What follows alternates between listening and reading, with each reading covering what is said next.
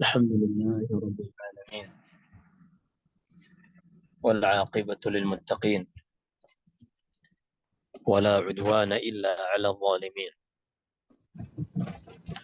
أشهد أن لا إله إلا الله وحده لا شريك له ولي الصالحين وأشهد أن محمدا عبده ورسوله الصادق الوعد الأمين، صلوات الله وسلامه عليه وعلى آله وأصحابه أجمعين ومن تبعهم بإحسان إلى يوم الدين. Amma ba'd. Kembali kita lanjutkan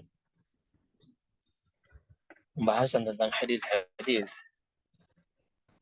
seputar wanita yang kita ambil dari kitab Sahihul Bukhari dan Sahih Muslim, dan insyaallah ta'ala pada hari ini kita akan bahas suatu hadis yang merupakan mukjizat dan tanda-tanda kenabian Nabi sallallahu alaihi wasallam, di mana tatkala suatu realita yang tidak ada pada zaman Nabi sallallahu alaihi wasallam, namun beliau menjelaskannya secara detail kepada sahabat-sahabatnya 14 abad yang lalu, dan pada hari ini fakta dari realita tersebut kita saksikan dengan mata kepala sendiri, kita dengarkan dengan telinga-telinga kita. Ini sungguh tidak mungkin diucapkan kecuali seorang nabi yang diwahyukan kepadanya. Hadis yang kita sebutkan ini adalah hadis dari Abu Hurairah radhiyallahu taala anhu, yang mana Rasulullah sallallahu alaihi wasallam bersabda, "Sinfani min ahli an-nar lam arahuma qat." Ada dua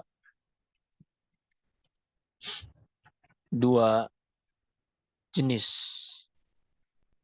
penghuni neraka yang belum pernah aku saksikan sebelumnya.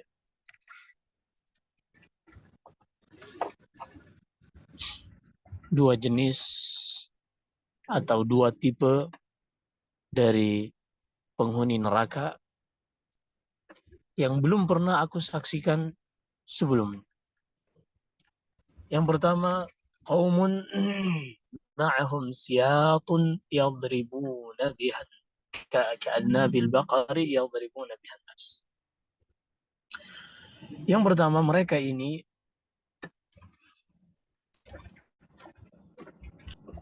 adalah orang-orang yang memiliki senjata-senjata berupa cemeti, berupa cambukan,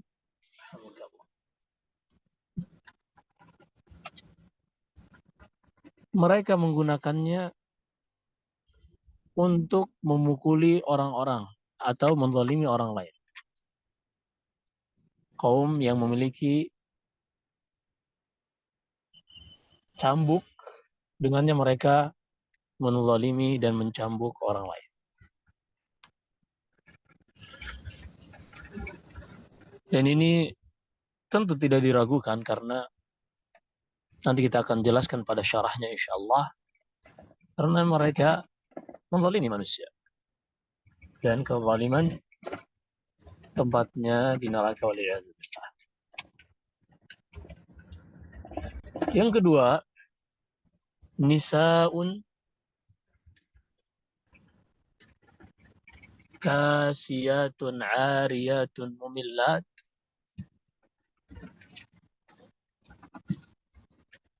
ma'ilatun ru'usuhunna ka'asnimatil bukhtil ma'ilah la yadkhulnal jannah wa la yajidna rihaha. Wanita-wanita berpakaian namun telanjang. Yang berpakaian namun telanjang. Mumilat, penggoda-penggoda. Berlenggak-lenggok.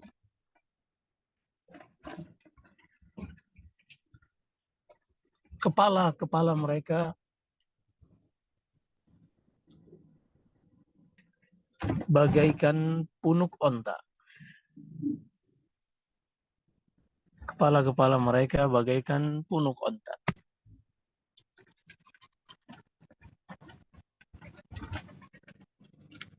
Yang berlenggak-lenggok.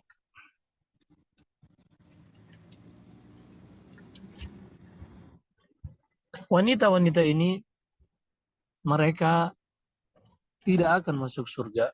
Waliyadzubillah. Bahkan mereka tidak akan mencium aroma surga. Padahal aroma surga itu tercium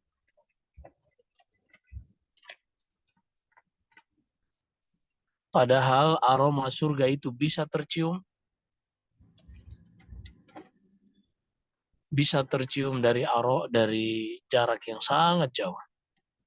Mereka tidak akan masuk surga dan tidak akan mencium baunya, padahal aroma surga itu bisa tercium dari tempat yang sangat jauh. Nah, Rasulullah sallallahu alaihi wasallam menyebutkan realita ini di saat pada zaman itu wanita dengan tabiatnya, wanita dengan sifat bawaan mereka sebagai seorang wanita yang belum dirusak oleh lingkungan masyarakatnya yang mengarahkan kepada hal-hal negatif, pada saat itu wanita-wanita sangatlah pemalu.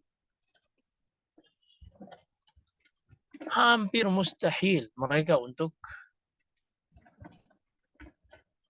memakai pakaian yang tipis, yang menerawang, berpakaian tapi telanjang. Apalagi menjadi wanita yang sengaja berlenggak-lenggok, berketawa ke TV yang tujuannya untuk menarik perhatian lawan jenisnya. Pada saat itu tidaklah dilakukan seorang wanita baik-baik kecuali memang yang sudah ma'ruf di zaman itu sebagai seorang PSK atau pelaku seks komersial. Adapun wanita yang baik-baik, maka mereka akan menjaga dari sisi pakaian, sikap, gerak-geriknya, semuanya terjaga. Sehingga apa yang disebutkan oleh Nabi Sallallahu Alaihi Wasallam ini belum ada pada zaman itu, dan ketika beliau bisa mendeskripsikan apa yang akan terjadi, yang mana saat ini kita bisa saksikan, ini sangat luar biasa. Bahkan wal'iyadzubillah, di zaman Belum lama, baru beberapa tahun yang lalu.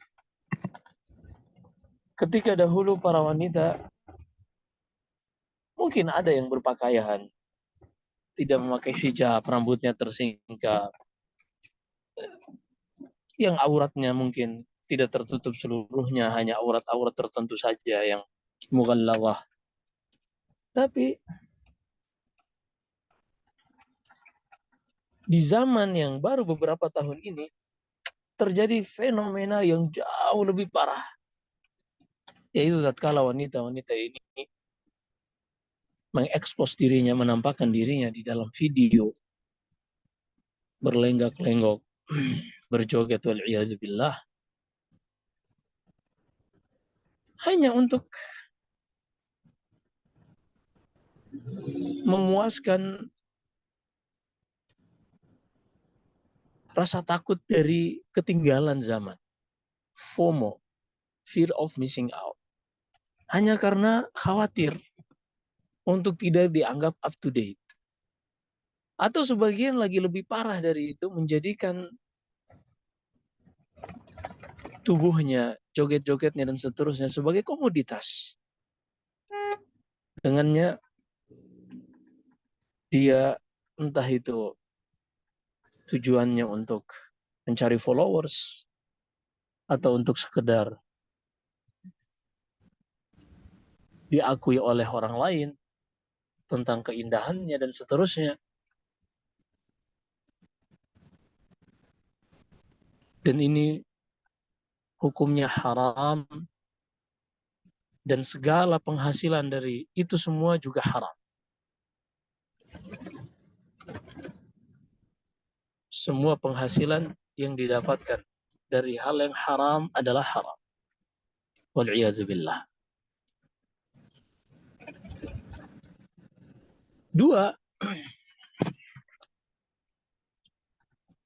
di sini sebagaimana biasanya kita jelaskan perawinya dia Abdurrahman As-Sadusi, Abdurrahman ibn Safar As-Sadusi, Abu Hurairah radhiyallahu anhu. Sinfani min ahli an-nar lam arahuma. Kata Rasulullah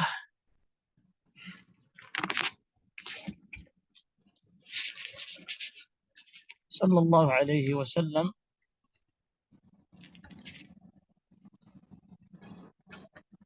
ada dua jenis wanita atau dua jenis penghuni neraka yang aku belum pernah melihat sebelumnya.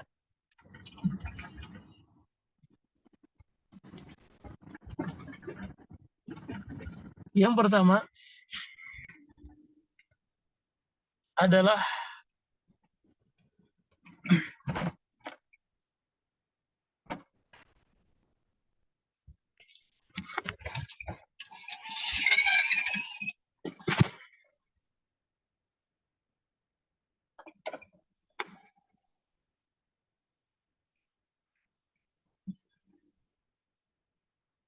qaumun ma'ahum siyatun ka'adnabil baqar.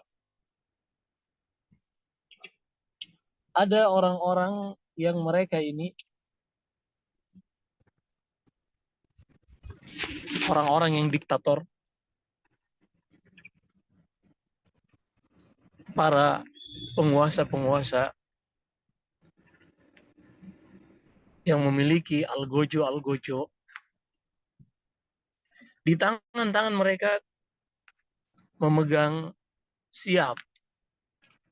Siap artinya cambukan. Atau senjata apapun, karena penyebutan cambukan di sini hanya sebagai contoh saja. Yadribuna bihan nas. Kata Rasulullah, dengan cambukan tersebut, dengan alat cambuk tadi, mereka menzalimi orang-orang. Mereka menzalimi orang-orang.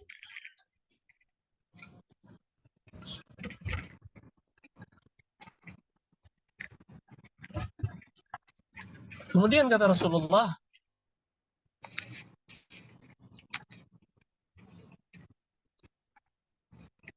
Yadribuna bi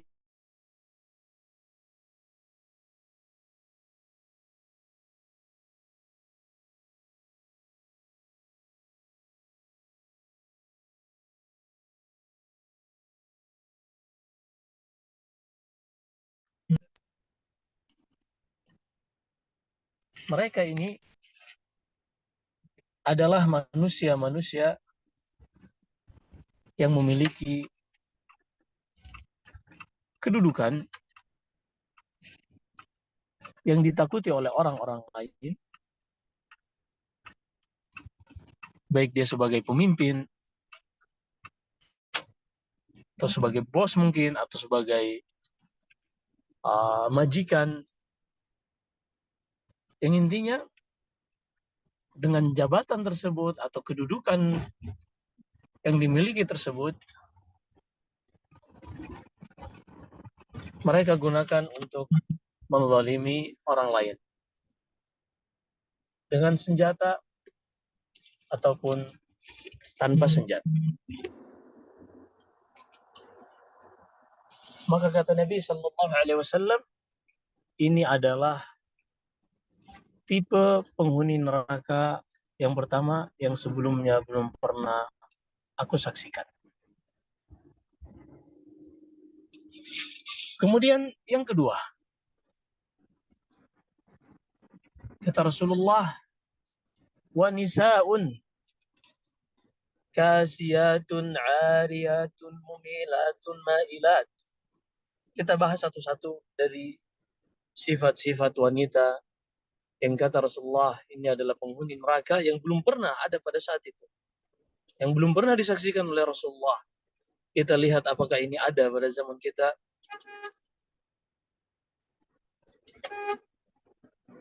Kata Rasulullah yang pertama, nisaun, mereka adalah para wanita. Kasiyat, kasiyat dari kata kisa artinya pakaian, kain. Mereka menutup, entah menutup sebagian saja atau menutup tapi menerawang atau tembus. Kasiyatun ariyat. Ini dua kata yang kontradiksi. Ia memakai pakaian, tapi telanjang. Subhanallahil azim. Entah itu karena jenis kainnya, yang mana pada zaman Rasulullah, kain itu dari wool, terbuat dari wool. Jarang sekali dari katun. Terbuat dari wool, dan ini biasanya kaku. Dan sangat tebal, karena mereka tidak memiliki alat yang canggih untuk membuat kain wool tersebut untuk lebih halus. Ini subhanallahil azim. Wanita-wanita pada zaman itu ketika memakai baju demikian. Sehingga kain yang sangat tebal tadi, yang memang karena keterbatasan teknologi pada zaman itu, membuat mereka memakai seadanya. Tapi ternyata justru itu bisa menjaga aurat mereka tidak terlihat dari. Adapun pada zaman sekarang, subhanallahil azim, dengan adanya yang namanya teknologi baju kaos atau baju-baju yang semisalnya, entah apa namanya, you can see atau I can see, dan seterusnya.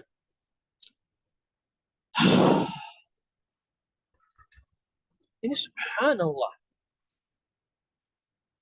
Padahal zaman itu,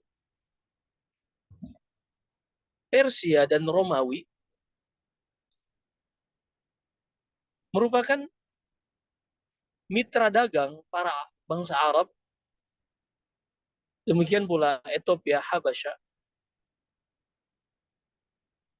Ini adalah tempat-tempat yang memang dikunjungi orang-orang Arab dahulu. Dan terjadi yang namanya akulturasi budaya, percampuran budaya. Hanya saja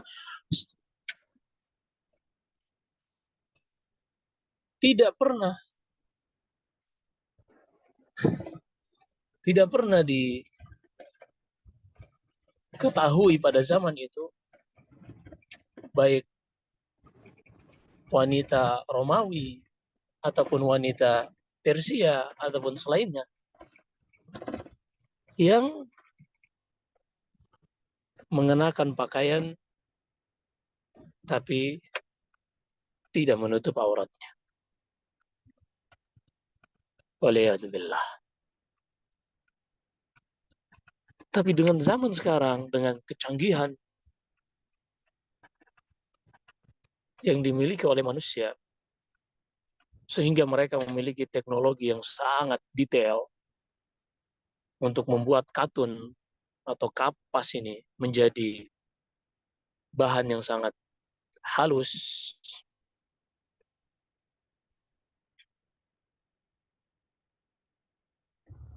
membuat fenomena menjadi seperti yang kita saksikan saat ini. Nasallallahu alaihi wasallam.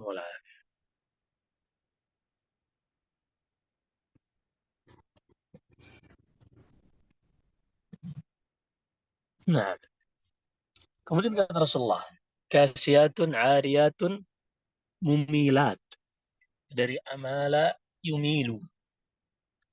Artinya dari amala qalbahu ilaiha atau amalat qalbahu ilaiha. Artinya yang penggoda, wanita-wanita yang menggoda para lelaki. Yang ini subhanallah, zaman itu ada yang namanya pelacur dan sejenisnya. Ada pada zaman itu. Hanya saja kenapa Rasulullah sebutkan lafaz ini, ternyata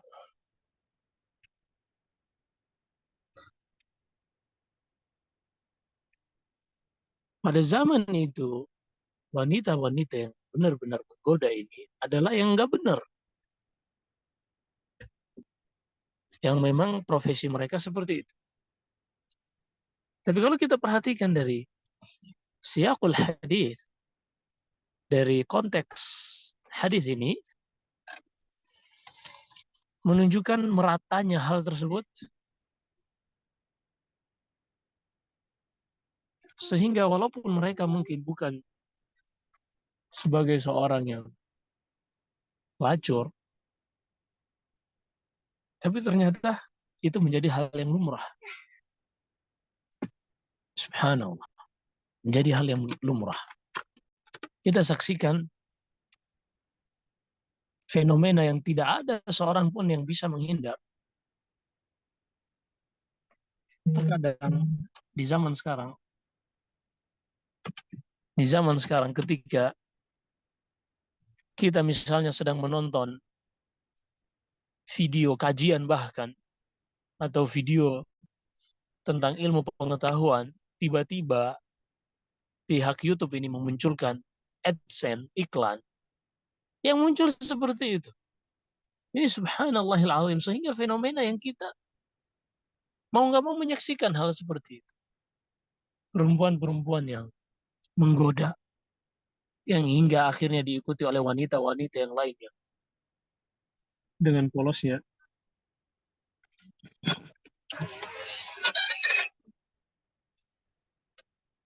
Bang, di sana ada pertamax bang, pertalite bang, bisa nggak pertalite?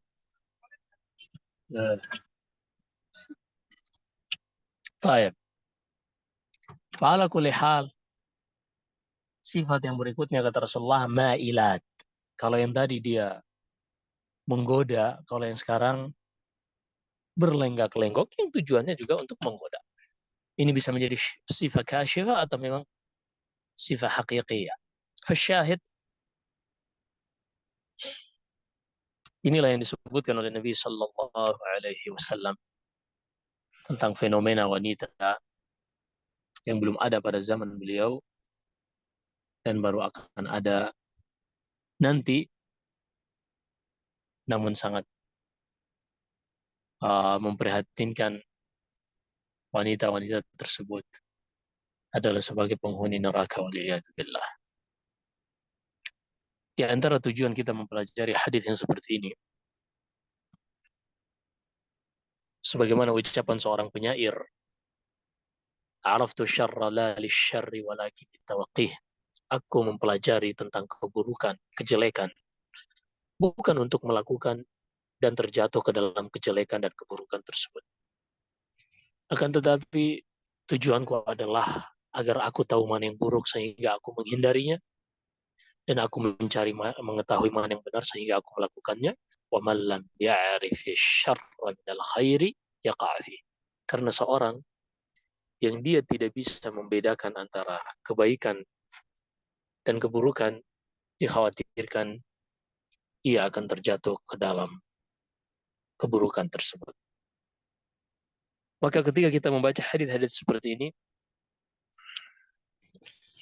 kita harap setelah Allah berikan hidayah, al-bayan wal ilm, petunjuk berupa ilmu, mengetahui makna hadis ini, kita memohon kepada Allah Subhanahu wa taala untuk menjaga diri kita, keluarga kita, dan siapapun lingkungan kita agar terhindar dari semua ini. Allah berikan kepada kita hidayah taufik, hidayah untuk mengamalkan apa yang telah Allah ajarkan kepada kita. Kalau seandainya itu kebaikan, kita laksanakan. Kalau itu keburukan, kita jauhi dan hindari. Kemudian kata Rasulullah di akhir hadis ini, kedua jenis manusia tadi, la yadkhulul jannah, lebih spesifik di sini yang dhamirnya kepada perempuan, wanita-wanita itu tidak akan masuk ke dalam surga, bahkan mereka tidak akan mencium bau surga, padahal bau surga itu seorang bisa menciumnya dalam keadaan ia jauh dari surga. Artinya ucapan Rasulullah, aromanya saja, aroma surga aja, dia tidak bisa menciumnya, sangat-sangat mustahil untuk dia masuk surga. Waliyadzubillah. Tentunya ini wa'idun syadid, ancaman yang sangat luar biasa yang disebutkan oleh Rasulullah sallallahu alaihi wasallam. Maka semoga Allah Subhanahu wa taala memberikan kekuatan pada kita semua agar terhindar dari sifat-sifat yang telah disebutkan oleh Rasulullah sallallahu alaihi wasallam ini. Baik. Pertalite full tank ya? Sampai sensor aja ya? Baik, ini yang bisa kita sampaikan. Semoga bermanfaat. Jika ada pertanyaan, saya kembalikan kepada moderator. Barakallahu fiikum. Ya, Wafik Barakallah, jazakumullah khair Ustadz untuk materinya, dan kita mohon kepada Allah semoga kita diberikan kemudahan untuk bisa mengamalkan, dan kita berdoa semoga kita kita dan anak keturunan kita dihindarkan dari hal-hal yang bisa mengantarkan kepada nerakanya Allah, waliyadzubillah. Untuk teman-teman yang ingin bertanya bisa dibuka mic-nya, bisa disampaikan kepada Ustadz secara langsung, ataupun juga bisa ditulis di grup WhatsApp ataupun di Zoom.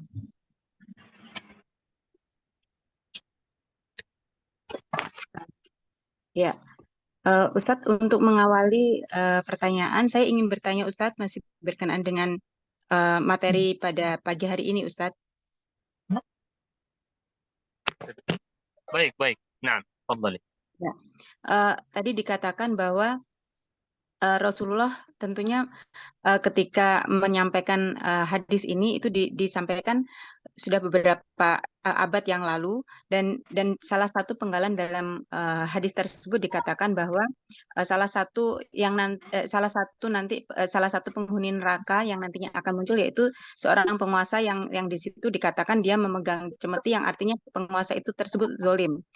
pertanyaan saya, apakah di zaman dahulu itu tidak ada penguasa yang zalim, penguasa yang semena-mena yang menggunakan kekuasaannya untuk menekan rakyatnya. Sedangkan kita tahu bahwa zaman dulu itu juga ada orang-orang musyrikin dan ataupun orang-orang Yahudi dan sebagainya, Ustadz. Nah, pada zaman Rasulullah Shallallahu Alaihi Wasallam, ketika itu Romawi dipimpin oleh Kaisar dan juga yang bernama Heraklius. Kemudian, ya, nama? Kemudian Kisra atau pemimpin Persia ini dipimpin oleh seorang yang bernama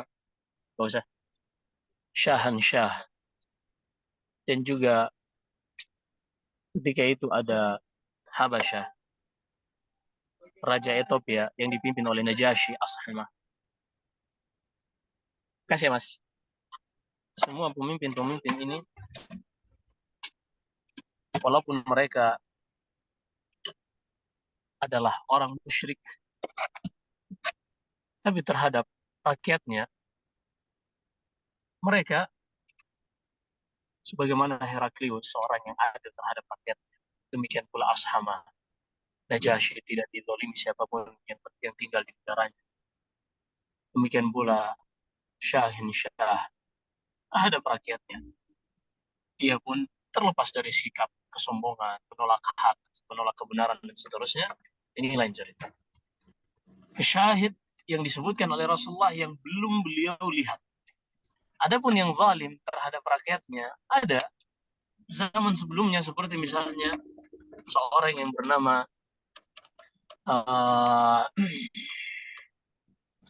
Zunawas. Zunawas ini adalah raja yang telah membunuh rakyatnya sendiri yang kita kenal dengan kisah Ashabul Ukhdud. Zunawas seorang musyrik yang zalim. Adapun yang disebutkan oleh Rasulullah sallallahu alaihi wasallam, pertama yang beliau sendiri lihat di zaman beliau pada saat itu, ataupun yang beliau maksudkan adalah di umatnya. Pada umatnya yang mana beliau sampaikan, tentunya beliau sebagai pemimpinnya pada saat itu seorang yang adil sallallahu alaihi wasallam. Kemudian akan ada pemimpin-pemimpin yang mereka melakukan kezaliman, sebagaimana juga dalam hadis Hudzaifah bin Yaman menyebutkan lebih detail tentang jenis yang pertama dari dua jenis yang tidak akan mencium bau surga ini. Dalam hadis Hudzaifah bin Yaman dalam Sahih Muslim, Nabi sallallahu alaihi wasallam bersabda, "Sayakunu ba'di umara." Akan ada setelahku pemimpin-pemimpin la yahtaduna bihudai wa la yastannuna bisunnati. Mereka tidak akan menjalankan petunjukku dan mereka tidak mengamalkan sunnahku. Wa sayaqumu fihim rijalun qulubuhum qulubus syayatin ala juthmanil ins. Dan akan ada di tengah-tengah mereka al-gojo, penolong-penolong, pembantu-pembantu dari pemimpin tersebut, yang mereka ini jasadnya jasad manusia tapi hatinya hati setan. Kemudian Hudzaifah bertanya, "Ya Rasulullah, madza ta'muruni in adrakani dzalik?" Wahai Rasulullah, apa yang kau wasiatkan kepadaku jika aku menjumpai kondisi dan pemimpin seperti itu, yang zalim? Kata Rasulullah, "Isma' wa ati' wa in ukhila maluk wa julida dhahruk." Dengar dan taatlah pada pemimpin tersebut selama yang dia perintahkan adalah perkara yang ma'ruf, walaupun hartamu dirampas dan punggungmu dicambuk. Perhatikan, walaupun hartamu dirampas dan punggungmu dicambuk.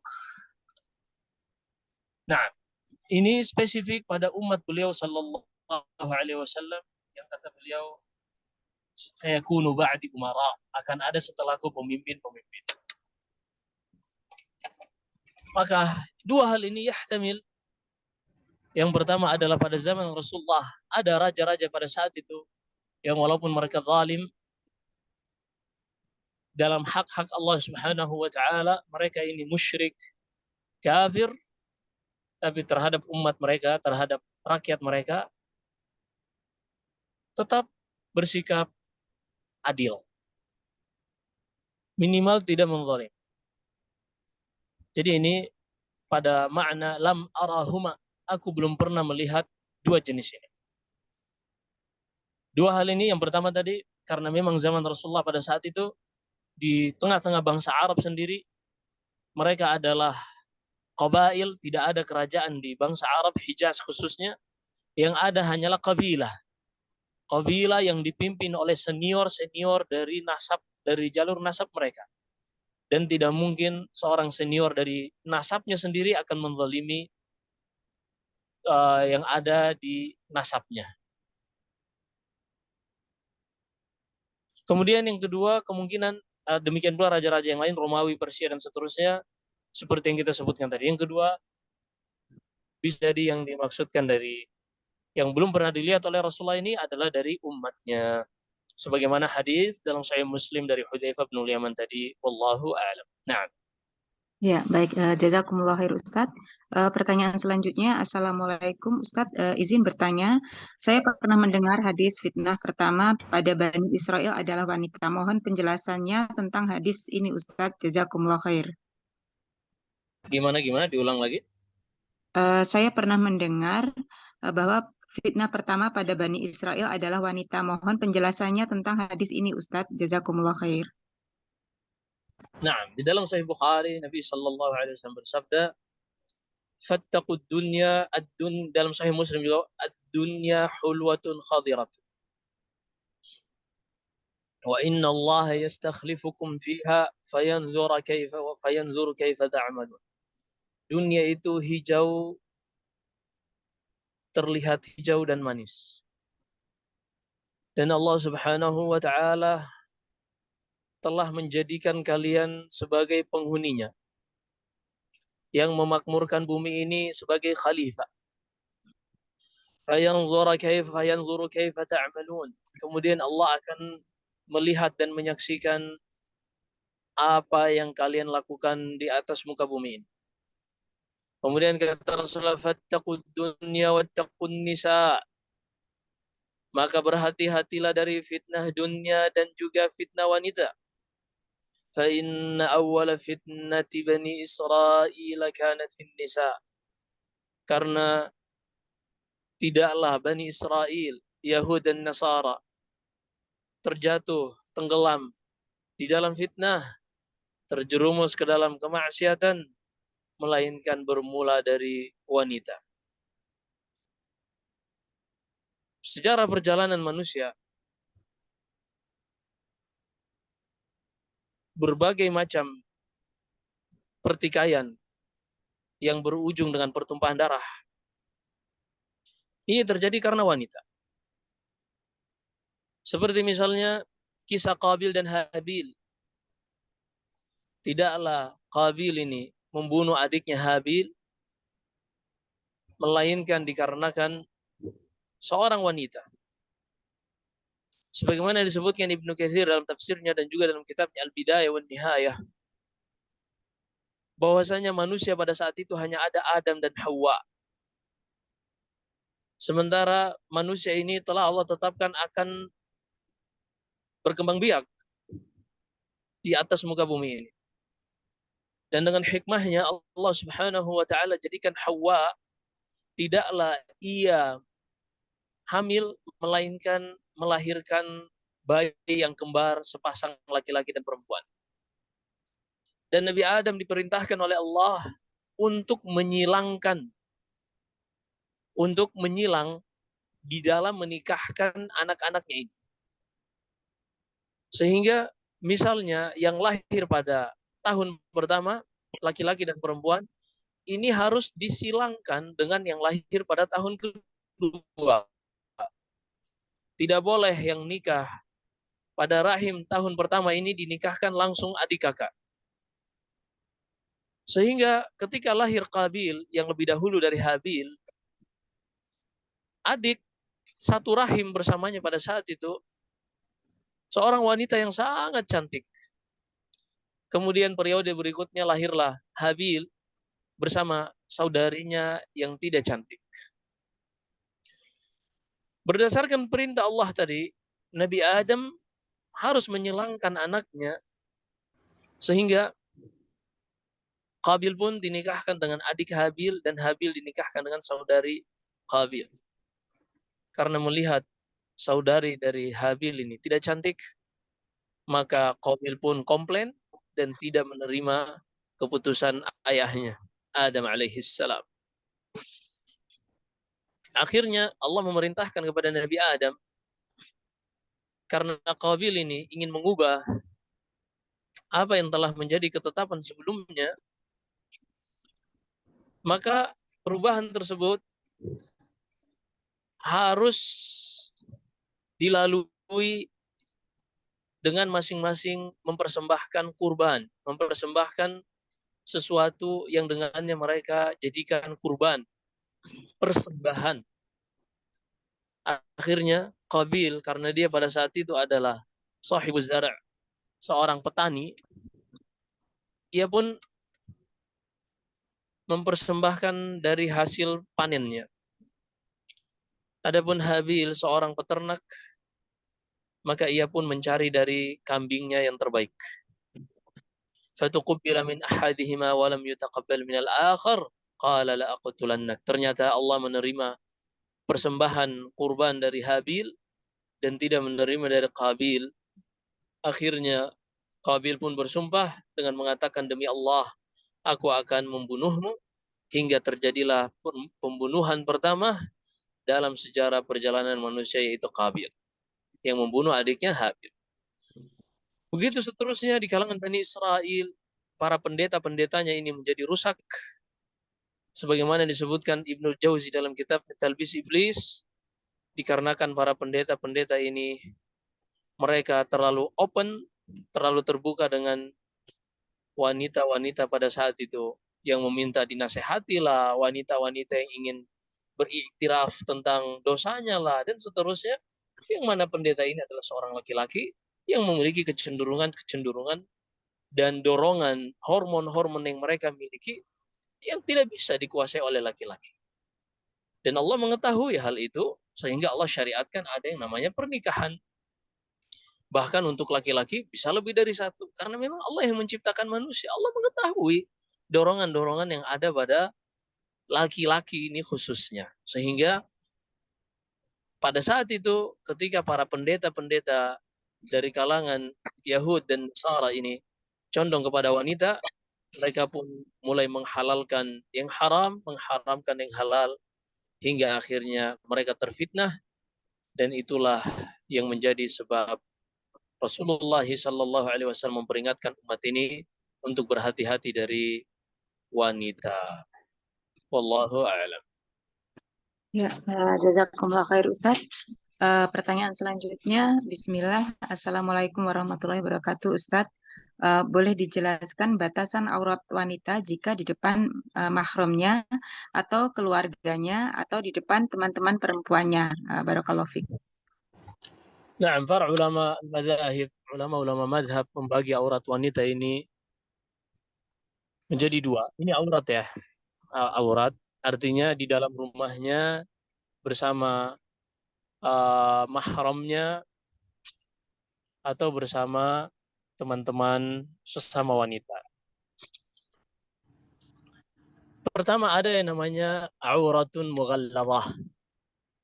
Aurat yang berat.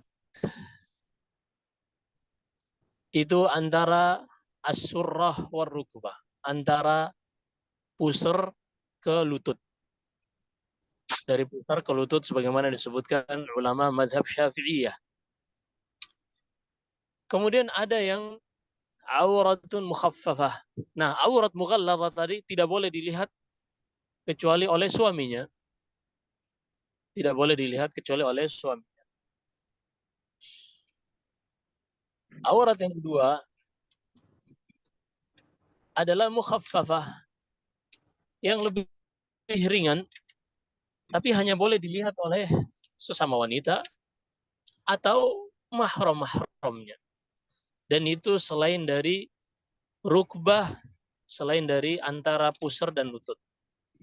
Tangannya, wajahnya, atau mungkin ada seorang ibu yang masih memiliki bayi, ia pun menyusukan anaknya misalnya, lagi menyusui, kemudian di situ dia tidak bisa menghindari uh, dari wanita-wanita yang lain melihatnya misalnya, tentunya dengan tanpa taladzuz, dengan pandangan yang bukan untuk bersenang-senang. Ini normalnya wanita tentunya tidak bersenang-senang dengan melihat hal tersebut, tapi ada zaman sekarang waliyadzubillah wanita-wanita yang memiliki penyakit dalam hatinya, penyimpangan dalam bersikap, penyimpangan dalam akhlak, sehingga mereka pun auzubillah uh, memiliki ketertarikan dengan sesama wanita. Padahal dia punya sendiri. Baik. Ini aurat mukhaffafah yang sesama wanita atau dengan mahramnya, yaitu selain antara pusar dan uh, lutut. Selain itu adalah aurat mukhaffafah. Selebihnya karena itu aurat yang mughalladhah atau mukhaffafah harus ditutup dari laki-laki yang bukan mahram. Demikian Allah.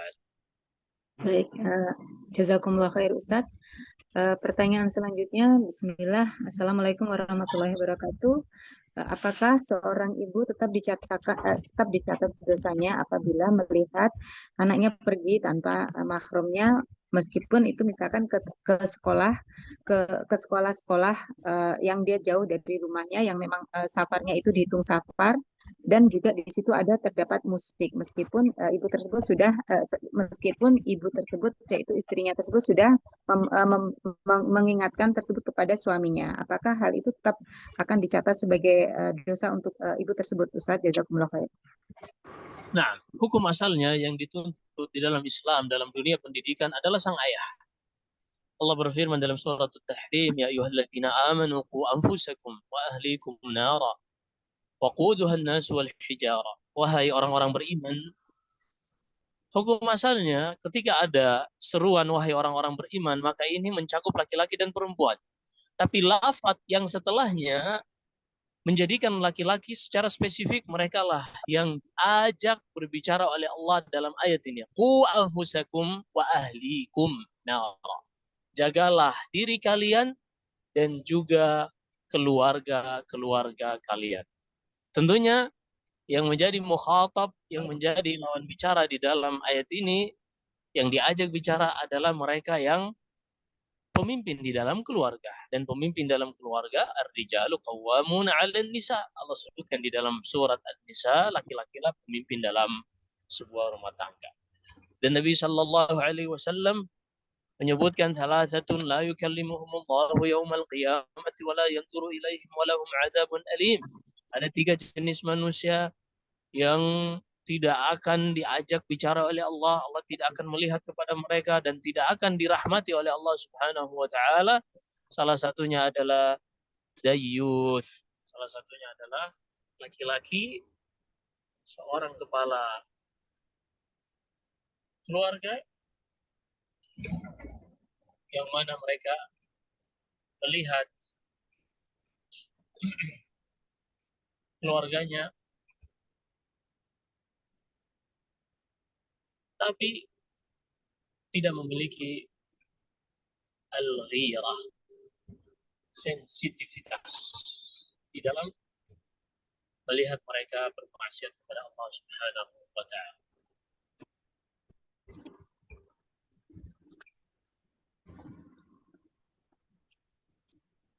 Nah, jika ibu tersebut telah mengingatkan,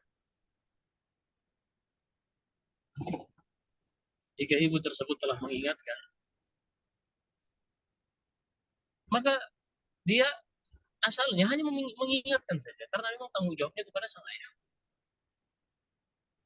Maka jika dia telah mengingatkan, alhamdulillah, dan demikian demikianlah kewajiban seorang muslim kalau seandainya untuk saudaranya sesama muslim, muslimah saja, dia wajib untuk menyampaikan nasihat, apalagi kalau ini kepada anaknya sendiri.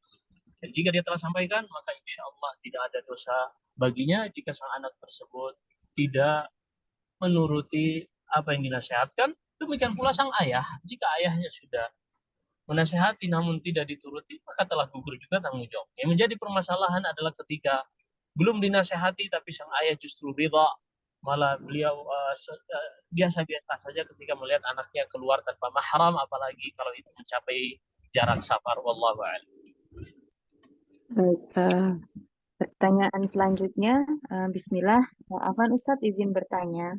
Pertama, bagaimana menasehati anak remaja, khususnya remaja putri, untuk tidak mengikuti gaya berpakaian yang lagi tren atau yang viral di sosmed ini, khususnya yang tidak sesuai dengan syariat.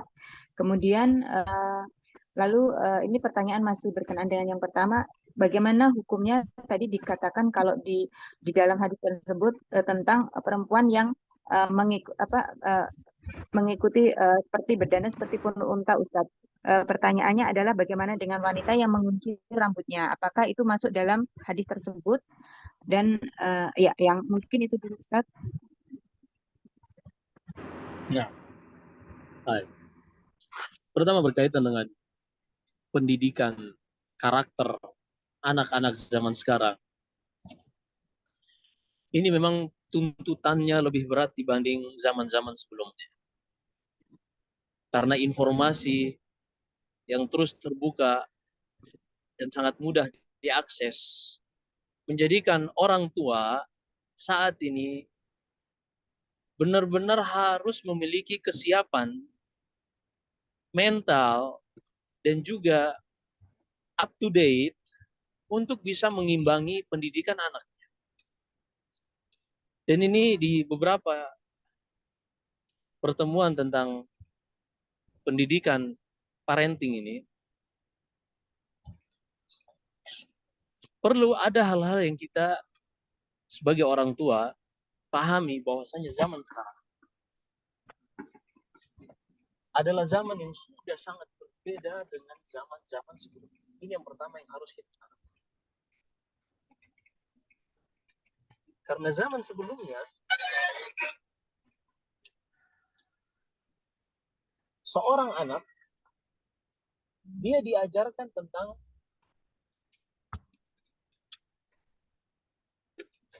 apa yang baik, ya sudah dia akan ikuti.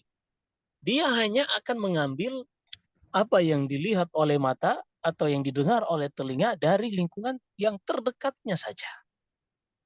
Ini zaman dahulu. Seorang anak hanya akan mengikuti apa yang disaksikan oleh matanya, didengar oleh telinganya pada lingkungan terdekatnya saja. Orang tuanya, saudara-saudaranya, paling maksimal tetangga atau teman sekolah. Adapun zaman sekarang, udah nggak bisa.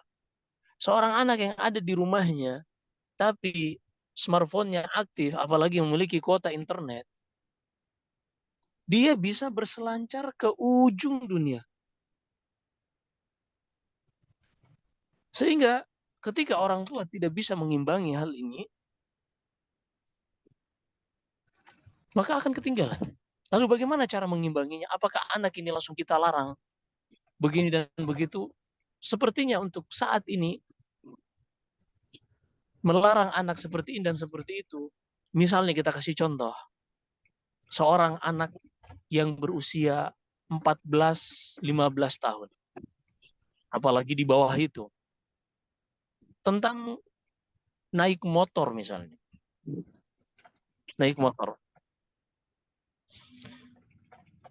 Kalau seandainya anak ini kita perlakukan pendidikannya sebagaimana zaman dahulu, kita cuma cukup katakan,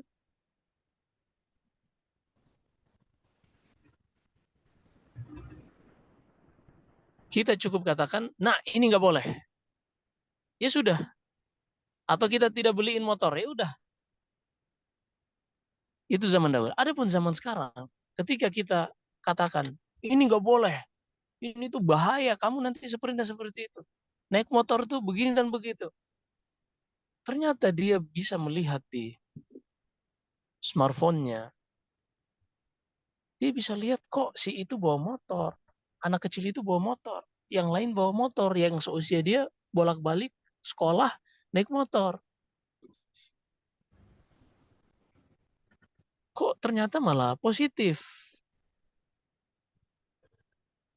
Naik motor itu malah dampaknya positif. Akhirnya muncul rasa ketidakpercayaan pada diri seorang anak terhadap orang tuanya. Mungkin dilarang smartphone. Nah, kamu nggak boleh main smartphone, gini-gini, smartphone itu, dan seterusnya. Tapi ternyata dia lihat gurunya bermain smartphone, teman-temannya bermain smartphone, bahkan ustadz punya smartphone. Nah, ini ada apa nih? Hilang kepercayaan dia kepada orang tuanya. Tapi kalau seandainya orang tuanya juga sudah siap untuk mendidik anak-anaknya, lalu dia mengatakan, nak, gini nak, smartphone itu adalah alat yang memiliki dampak positif dan dampak negatif. Kalau digunakan, jadi di dalam smartphone itu ada buruknya, ada baiknya. Kapan kita bisa mendapatkan baiknya? Kapan kita bisa terkena dampak buruknya? Ketika kita salah menggunakannya, maka akan berdampak buruk. Tapi kalau kita benar menggunakannya, maka akan berdampak positif. Nah, anak itu kita ajarkan tentang manajemen risiko. Ini dampak baik, ini dampak buruknya. Untuk menyengkronkan antara dampak baik dan dampak buruk ini, bagaimana kita bisa mendapatkan dampak baiknya dan terhindar dari dampak buruknya, inilah yang disebut dengan edukasi. Inilah yang disebut dengan edukasi. Bagaimana kita mengedukasi anak bahwasanya smartphone yang ada di tangannya, motor yang bisa dipakai ini, itu memiliki dua sisi. Bisa sisi baik, bisa sisi buruk. Kapan bisa baik? Ketika digunakan sesuai porsinya, dan akan menjadi keburukan ketika tidak sesuai. Maka disinilah peran orang tua mendidik anaknya atau lembaga sekolah mendidik anak-anaknya agar mereka bisa diarahkan kepada hal yang positif dan terhindar dari hal yang negatif. Misalnya tentang motor. Diajarkan, nah, motor itu bagus, memudahkan urusan seseorang, melancarkan langkah seseorang. Tapi manusia ini memiliki tahapan-tahapan di dalam hidupnya agar otaknya ini menjadi matang. Logikanya ini benar-benar menjadi dewasa yang nanti akan digunakan untuk manajemen resiko, untuk menimbang tentang manajemen resiko. Kapan dia harus ngegas, kapan dia harus ngerem. Ini berkaitan dengan manajemen resiko. Nah, pada usia anak kecil, ternyata menurut jurnal, menurut riset, SIM itu, surat izin mengemudi, baru diberikan pada usia 17 atau 18 tahun. Kenapa? Karena di usia itulah otak seorang anak, sel-sel yang ada di dalamnya mulai mengalami yang namanya pematangan, mulai matang sel-sel yang ada dalam otaknya. Nah, sehingga ketika seorang anak sudah pada usia tersebut, anak tersebut sudah bisa menggunakan kendaraan. Ketika belum sampai usia tersebut, dikhawatirkan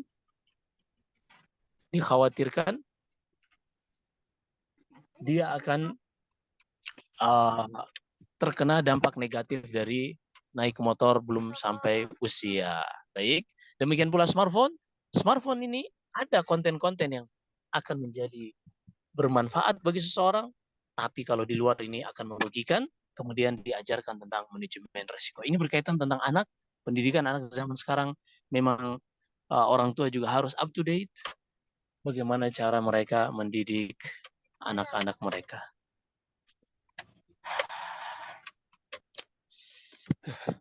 Allahu Akbar.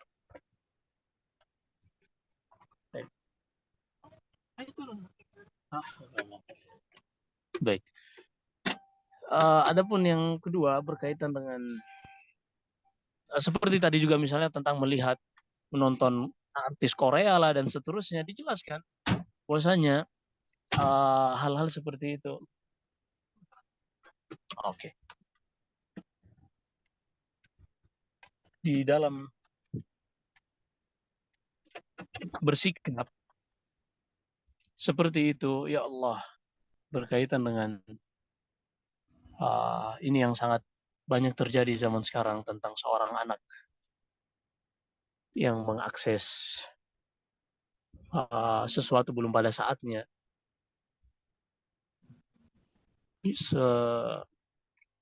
seperti media sosial dan juga game online atau mungkin judi online ataupun hal-hal yang lainnya, wal'iyadzubillah. Maka ini semua orang tua benar-benar di zaman sekarang nggak bisa lagi hanya secara pasif untuk mendidik anak-anaknya, tapi mereka harus benar-benar aktif mengajarkan anaknya tentang manajemen resiko ini. Allahul musta'an. Kemudian tadi yang kedua berkaitan dengan Mengunci rambut Ustadz, oh, apakah itu masuk dalam hadis yang penuh unta itu? ini yang dimaksud membuat seperti apa ya, konde. Uh, uh, apakah ketika wanita mengunci rambut di atas, apakah itu disamakan dengan konde yang dicela oleh Rasulullah SAW menyerupai yang punuk-punuk unta itu, Ustaz? Nah, disebutkan oleh para masyayikh yang mutaakhirin yang di zaman sekarang seperti Syekh Ibn Baz rahimahullah, yang mana pada zaman sahabat dulu mereka hanya menghiasi rambut ini para wanita dengan mengepang rambutnya, dikepang-kepang. Adapun dibentuk seperti konde, maka ini para ulama bahkan menyebutkan al-ka'ka, namanya al-ka'ka. Dalam bahasa Arab, al-ka'ka ini bahkan para ulama menyebutkan sebagai taghyiru khalqillah, mengubah ciptaan Allah Subhanahu wa taala. Seperti yang tadinya lurus dijadiin brekele misalnya, kribo, atau yang tadinya um, kribo dijadiin keriting, keriting jadi lurus, dicatok dan seterusnya. Ini taghyir khalqillah yang Allah sebutkan di dalam surat An-Nisa tentang ucapan iblis, wala yughayyirunna khalqallah. Di antara godaan iblis, maka iblis ini kata iblis di hadapan Allah sebagaimana Allah hikayatkan, aku akan memerintahkan mereka untuk mengubah ciptaan Allah Subhanahu wa taala. Nah, demikian yang disebutkan Syekh Abdul Aziz bin Baz dan selainnya, wallahu a'lam. Afwan Ustadz, jadi Afwan kurang paham bagaimana hukum mengunci rambut itu sendiri Ustadz, apakah diperbolehkan? Yang disebutkan itu yang konde ya, yang para ulama itu al-ka'ka. Adapun menguncir karena kebutuhan, beda ya, nguncir dengan bikin konde kan? Nggak mesti kan nguncir itu bikin konde kan? Iya, iya Ustadz, tapi Nah, biasanya kalau dikuncir, kalau misalkan ke atas, kalau misalkan dipakein kerudung kan kelihatan kayak nampak ada benjolan sedikit gitu, kecil, tapi kalau konde memang besar. Oh, jadi itu Ustadz. Jadi nggak apa-apa ya Ustadz? nah, ala kulli hal, kalau memang membentuk seperti sinam al-ibil, punuk onta, sebaiknya dihindari. Ya, sebaiknya dihindari. Kecuali mungkin di dalam rumahnya karena ada hajat, karena ada hal-hal yang misalnya gerah dan seterusnya. Tapi khawatirnya kita hanya bisa menghukumi dengan zahirul hadis. Khawatirnya ketika memang itu bentuknya sama dengan punuk onta, ketika ada kesamaan maka hukumnya berlaku. Ketika ada illah maka hukumnya berlaku. Demikian wallahu a'lam. Jadi berbeda ya antara menguncir dengan mengonde pertama ini. Kemudian yang kedua, kalau memang menguncir itu juga menyerupai punuk onta, maka itu pun dikhawatirkan akan memiliki hukum yang sama. Karena kita hanya menghukumi secara illah, secara kesamaan, maka jika ada kesamaan maka hukumnya pun akan berlaku. Demikian Allah. Ya, baik. Jazakumullah khair, Ustaz. Afan, Ustaz, apa masih ada waktu, Ustaz? Nah, apa ini lagi rencana mau ke Bandung. Mohon maaf, ini udah ditunggu teman. Oh Soalnya ya, nggak bisa sambil jalan, saya harus ada urusan dikit lagi. oh ya. Ya, Insya baik, Allah Ustaz. nanti kembali. Ya, Baik. la basa, Ustaz. Fi amanillah, Ustaz. Saya Baik, lagi mungkin bersyukur. ya. Ya, jazakumullah khair Ustadz untuk waktu dan ilmunya. Alhamdulillah teman-teman semua, hari ini kita sudah belajar bersama guru kita Ustadz Nur Samsul Qamar Hafizahullah.